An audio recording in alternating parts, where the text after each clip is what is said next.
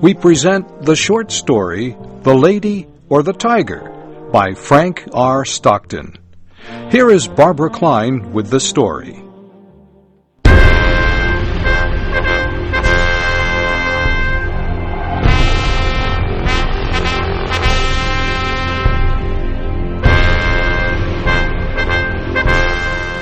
Long ago, in a very olden time, there lived a powerful king. Some of his ideas were progressive, but others caused people to suffer. One of the king's ideas was a public arena as an agent of poetic justice. Crime was punished or innocence was decided by the result of chance. When a person was accused of a crime, his future would be judged in the public arena. All the people would gather in this building. The king sat high up on his ceremonial chair. He gave a sign. A door under him opened. The accused person stepped out into the arena. Directly opposite the king were two doors. They were side by side, exactly alike.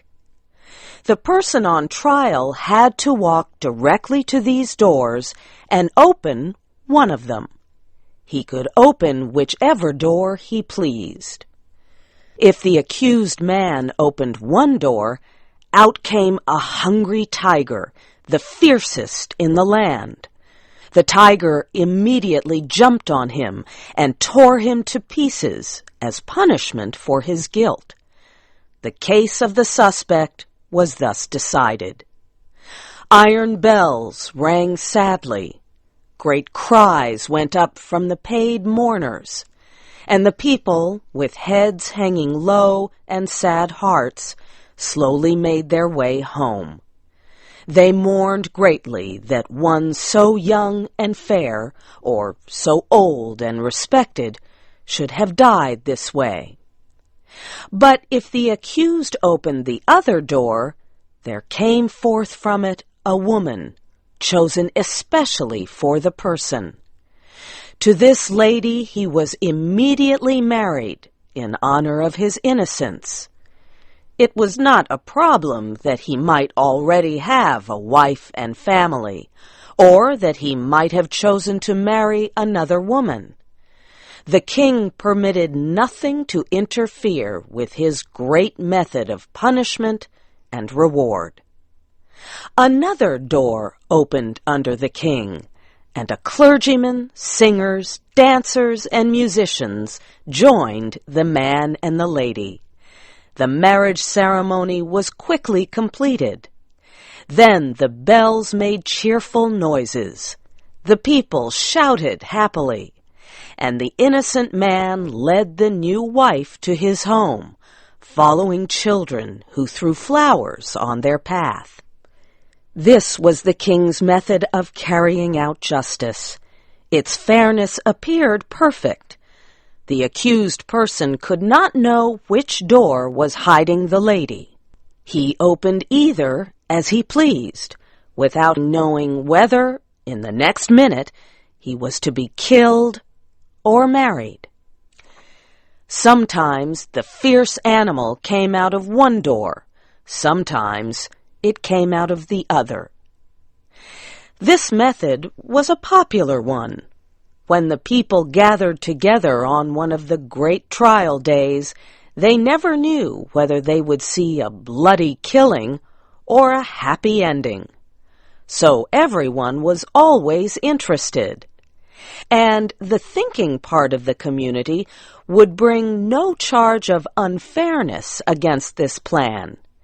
Did not the accused person have the whole matter in his own hands?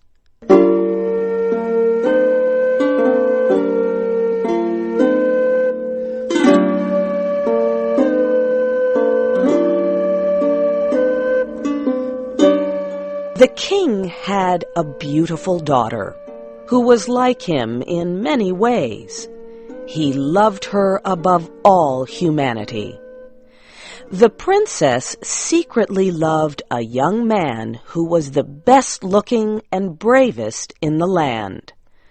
But he was a commoner, not part of an important family.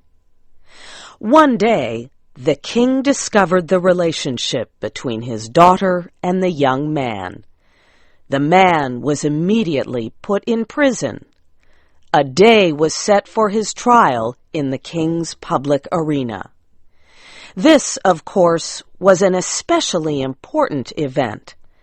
Never before had a common subject been brave enough to love the daughter of the king. The king knew that the young man would be punished, even if he opened the right door. And the king would take pleasure in watching the series of events, which would judge whether or not the man had done wrong in loving the princess.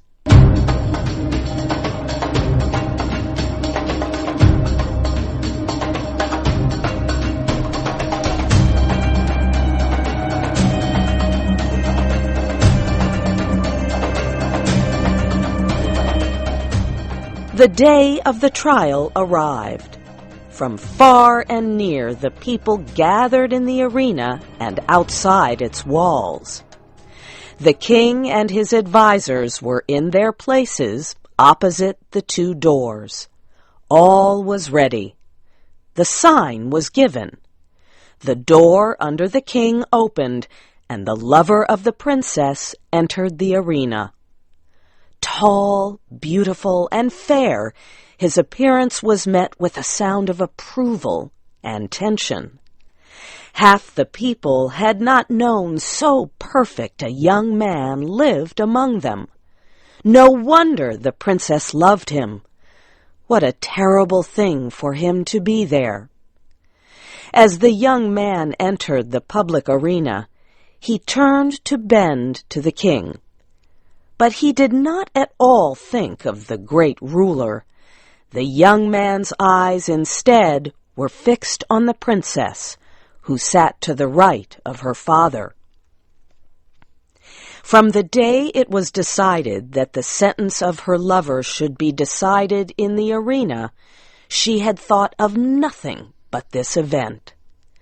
The princess had more power, influence, and force of character than anyone who had ever before been interested in such a case. She had done what no other person had done. She had possessed herself of the secret of the doors. She knew behind which door stood the tiger and behind which waited the lady. Gold and the power of a woman's will had brought the secret to the princess. She also knew who the lady was. The lady was one of the loveliest in the kingdom. Now and then, the princess had seen her looking at and talking to the young man. The princess hated the woman behind that silent door. She hated her with all the intensity of the blood passed to her through long lines of cruel ancestors. Her lover turned to look at the princess. His eye met hers as she sat there, paler and whiter than anyone in the large ocean of tense faces around her. He saw that she knew behind which door waited the tiger and behind which stood the lady. He had expected her to know it. The only hope for the young man was based on the success of the princess in discovering this mystery. When he looked at her, he saw that she had been successful, as he knew she would succeed. Then his quick and tense look asked the question, "Which?" It was as clear to her as if he shouted it from where he stood.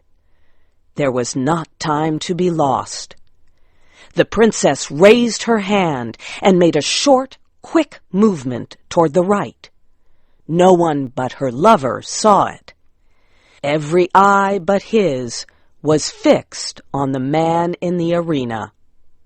He turned, and with a firm and quick step, he walked across the empty space. Every heart stopped beating. Every breath was held.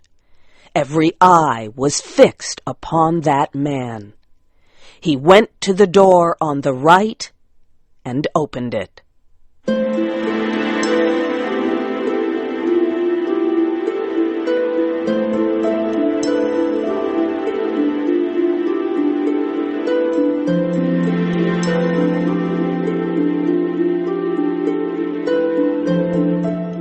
Now, the point of the story is this. Did the tiger come out of that door, or did the lady? The more we think about this question, the harder it is to answer. It involves a study of the human heart. Think of it not as if the decision of the question depended upon yourself, but as if it depended upon that hot-blooded princess, her soul at a white heat under the fires of sadness and jealousy. She had lost him, but who should have him? How often in her waking hours and in her dreams had she started in wild terror and covered her face with her hands? She thought of her lover opening the door on the other side of which waited the sharp teeth of the tiger. But how much oftener had she seen him open the other door? How she had ground her teeth and torn her hair when she had seen his happy face as he opened the door of the lady.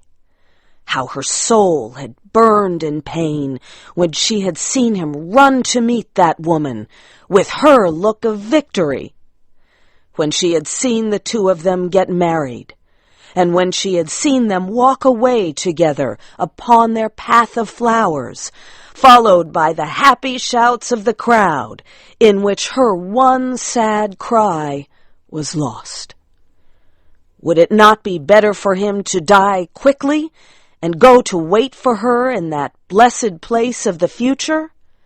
And yet, that tiger, those cries, that blood! Her decision had been shown quickly, but it had been made after days and nights of thought. She had known she would be asked, and she had decided what she would answer, and she had moved her hand to the right. The question of her decision is one not to be lightly considered, and it is not for me to set myself up as the one person able to answer it. And so I leave it with all of you. Which came out of the open door, the lady or the tiger?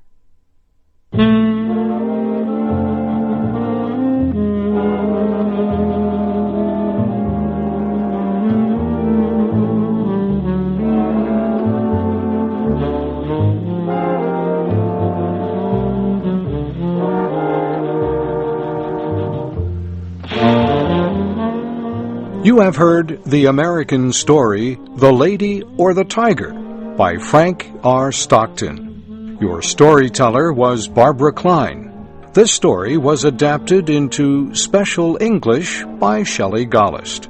It was produced by LaJuan Davis.